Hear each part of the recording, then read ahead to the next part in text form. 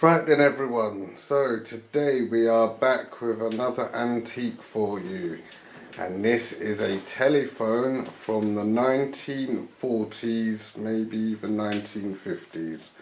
So if this is something that will interest you, then please stay tuned and let's look into this.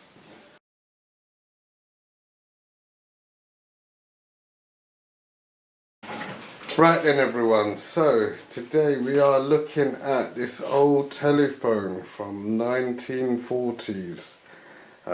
These type of phones, you just don't see these anymore. I mean, it's a proper old school retro phone. I mean, this would have been around just later, I'd say just at the end of the war, mid 40s, maybe coming up to 50s, I'd say. These what they would have been using at that time, and more than likely it would have been pretty much only the rich sort of people would have had sort of a phone like this in their house, or maybe in work buildings you would have had these type of phones. And I'll come in, I'll show you a bit closer now what's going on. And for starters, if you look at this, the way you had to dial numbers was put your finger in and turn this. So if it was like 07 now on your mobiles, it'd be 0, come back, and then 7, and then that's it, and then you keep dialing your number like that over and over again, and that's exactly how you had to dial numbers in the early days really of telephones. You didn't have digital buttons and things like that. That just did not exist. So this is like the early way of dialing out. And then you also had your hand receiver. So if you look at this hand receiver now, yeah, look at that. It's like it's got this bit on here, like a voice bit. And that shows you that's how old it is. That's like what you used to sort of see in the war days, with this bit like that. And this is proper heavy. I mean, you probably can knock someone out with that, I would imagine. It's really that heavy. It was made to last, Then you had your little receiver bit, and that was properly well built, so they didn't break so easy. Yeah, and then you had this old looking cord. I mean, cord like this, you don't see that anymore. I'll try and get as close as I can, but look, it's braided. And that shows you that's the age of this.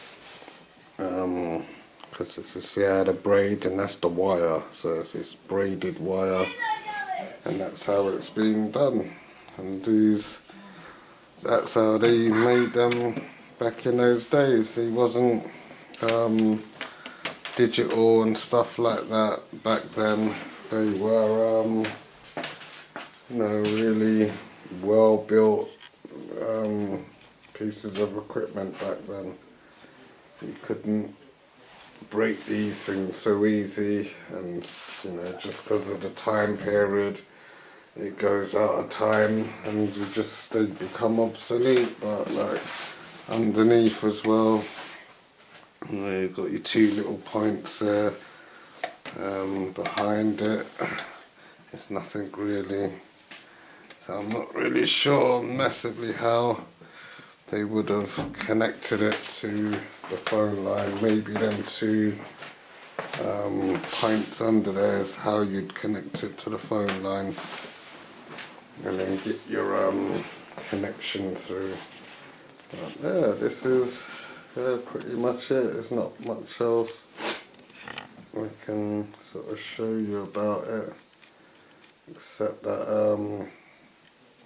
it's very old, and if you've got one of these, it's really worth holding on to, because things like this don't come around every day.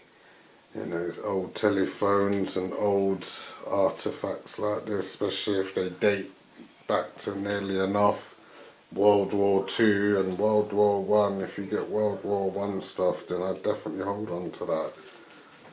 But I'm not sure if these type of phones were out in World War One. I really couldn't tell you. But as I say, I know from it's a very early phone only because of this mouthpiece here. This is kind of what they used to use on the ships and stuff, and the British used to use their mouthpieces a lot because it's just easier to talk into. So yeah, that was it, everyone. So there you go. And if that was something that interested you, then please stay tuned, because I've got a lot more antiques and coins and artifacts and stuff to show you all. So there's definitely you know, definitely stay around and keep watching, because so much more is yet to come. So thank you everyone for watching. Please like and subscribe and leave all your comments down below, and I will be back very soon with another video for you all. So have a good day, and I'll see you soon.